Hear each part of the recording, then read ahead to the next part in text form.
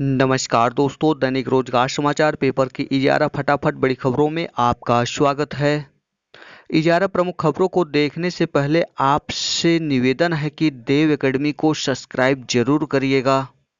Video अच्छा लगे तो लाइक, शेयर, कमेंट करना ना भूलिएगा मित्रों। परिषदीय प्राथमिक विद्यालयों में चयनित 31,277 सहायक अध्यापकों की तैनाती किए जाने के निर्देश। उत्तर प्रदेश सरकार द्वारा परिषदीय प्राथमिक विद्यालय में 69,000 पदों के सापेक्ष चयनित 31,277 सहायक अध्यापकों की तैनाती समयबद्ध रूप से एक समय सारणी के अनुसार किए जाने के निर्देश दिए गए हैं। समय सारणी के अनुसार 26 से 28 अक्टूबर 2020 तक जनपदों में काउंसलिंग का आयोजन, 29 से 30 अक्टूबर 2020 तक नव चयनित सहायक अध्यापकों को विद्यालय आवंटन की कार्रवाई तथा 31 अक्टूबर 2020 से 3 नवंबर 2020 तक अध्यापकों द्वारा विद्यालय में कार्यभार ग्रहण किया जाएगा। एक सरकारी प्रेस विज्ञप्ति के अनुसार इस संबंध में अपर मुख्य सचिव बेसिक शिक्षा द्वारा एक पत्र के माध्यम से समस्त जिलाधिकारियों, महानिदेशक स्कूल शिक्षा उत्तर प्रदेश तथा महानिदेशक बेसिक शिक्षा उत्तर प्रदेश को निर्देश किए गए हैं। पत्र में कहा गया है कि इस बात का विशेष रूप से ध्यान रखा जाए कि किसी भी विद्यालय में निःशुल्क एवं अनिवार्य बाल शिक्षा अधिकार नियमावली 2011 में निहित छात्र अध्यापक अनुपात के अनुसार ही अध्यापकों की तैनाती की जाए। किसी भी स्थिति में नव चयनित अध्यापकों की तैनाती ऐसे विद्यालय में नहीं की जाएगी जहां पूर्व से ही नियमावली 2011 के मानकों के अनुरूप अध्यापक तैनात हो। काउंसलिंग स्थल पर केंद्र सरकार एवं राज्य सरकार द्वारा कोविड-19 के संबंध में जारी दिशा निर्देश का भी पूर्ण अनुपालन सुनिश्चित किए जाएं और इस संबंध में समस्त आवश्यक तैयारियां पूर्व से ही करा ली जाए।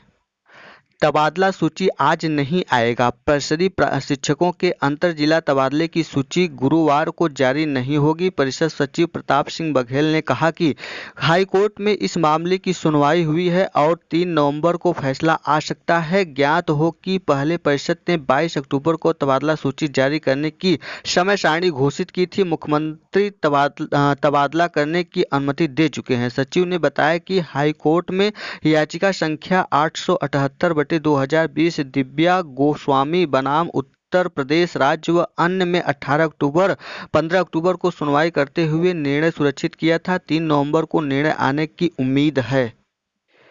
डॉक्टर केएल पटेल के साले भतीजे ने खोले कई राज। 69,000 शिक्षक भर्ती में वांटेड थे। डॉक्टर केएल पटेल के साले भतीजे कोर्ट में सरेंडर करने के बाद दोनों आरोपियों को मिली जमानत। 69,000 सहायक शिक्षक भर्ती में वांछित डॉक्टर केएल पटेल के साले और भतीजे ही सारे सेटिंग करते थे। वही अभ्यर्थियों से मिलकर सौदा करते थे और बाद में गैंग में सरगना से उनको डील होती थी। कोर्ट के आदेश पर साले भतीजे से एसटीएफ ने पूछताछ कर उसका बयान दर्ज किया है। अब इस मुकदमे में जल्द ही एसटीएफ स्कूल प्रबंधक चंद्रमा यादव समेत अन्य 8 के खिलाफ आरोप पत्र दाखिल करेगा।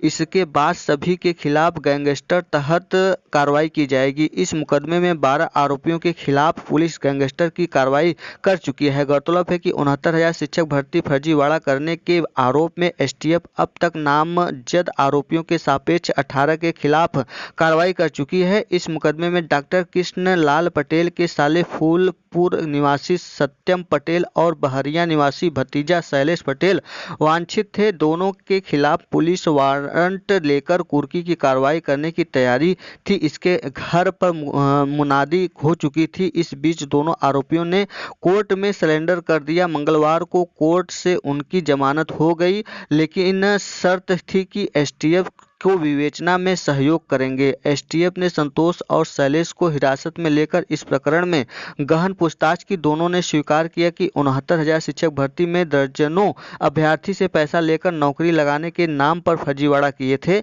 इस काम के लिए डॉक्टर पटेल उन लोगों को अभ्यर्थी से सौदा कराना और क्लाइंट लाने का काम सौंपा था। बदले में उन्हें कमीशन मिलता था। डॉक्टर केएल पटेल और चंद्रमा यादव को अवैध संपत्ति को गैंगस्टर एक्ट में कुर्की जाने को तैयार चला रहे हैं। 69,000 शिक्षक भर्ती त्रुटि संशोधन पर अड़े अभ्यर्थी, झाड़ू लगाकर जताया विरोध। स्कूल शिक्षा महानिदेशक के आश्वासन मिलने के बाद भी संतुष्ट नहीं अभ्यर्थी। पुरुष के प्रवेश पत्र पर लटकाई महिला की फोटो, अनियमितता को लेकर दाखिल याचिका पर हाई कोर्ट ने मंगाया मूल प्रवेश पत्र। पुलिस भर्ती 2018 का मामला। पुलिस कांस्टेबल 2018 में अनियमितता को लेकर दाखिल याचिका में सुनवाई के दौरान पुरुष अभ्यर्थी के प्रवेश पत्र पर महिला का फोटो लगाए जाने की बात सामने आने पर मूल प्रवेश पत्र तलब कर लिए हैं। फोटो मिलान करने के कारण अभ्यर्थी को शारीरिक दक्षता परीक्षा में शामिल करने से इनकार करने के खिलाफ दाखिल याचिका पर यह आदेश न्यायमूर्ति विवेक अग्रवाल ने दिया। हरकेश यादव और 7 अन्य ने इस मामले में याचिका दाखिल की है।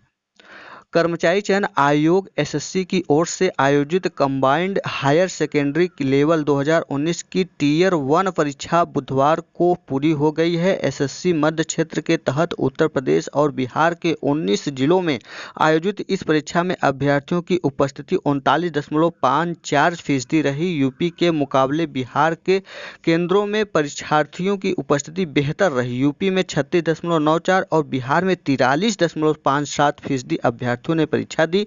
लॉकडाउन के बाद एसएससी की यह पहली भर्ती परीक्षा थी। CHSL परीक्षा लॉकडाउन से पहले शुरू कराई गई थी, लेकिन बीच में लॉकडाउन घोषित होने के बाद परीक्षा स्थगित कर दी गई। अनलॉक के बाद एसएससी के इस परीक्षा को पूरा कराया, जो 12 से 21 अक्टूबर तक यूपी और बिहार के 124 केंद्रों में आयोजित की गई।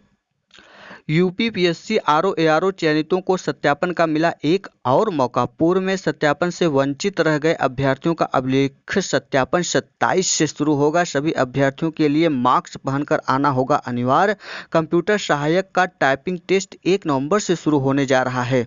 समीक्षा अधिकारी सहायक समीक्षा अधिकारी 2017 के चयनित अभ्यर्थियों में से जो अभ्यर्थी अभिलेख सत्यापन से वंचित रह गए हैं, उन्हें उत्तर प्रदेश लोक सेवा आयोग ने एक अंतिम अवसर प्रदान किया है। वंचित रह गए चयनित अभ्यर्थी 27 अक्टूबर को आयोग में आकर अपने अभिलेखों का सत्यापन करा सकते हैं।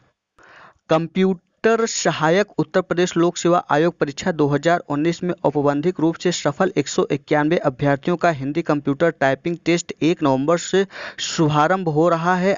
यह शुभारंभ Shambhunath institute of engineering and technology Jhalwa में आयोजित किया जाएगा। कंप्यूटर टेस्ट कुर्की देव 010 फंड पर होगा। टेस्ट 2 सत्र सुबह 10 से दोपहर 12 और दोपहर 2 से शाम 4 बजे तक होगा। पहले सत्र में 76 और दूसरे सत्र में 75 अभ्यर्थी शामिल होंगे।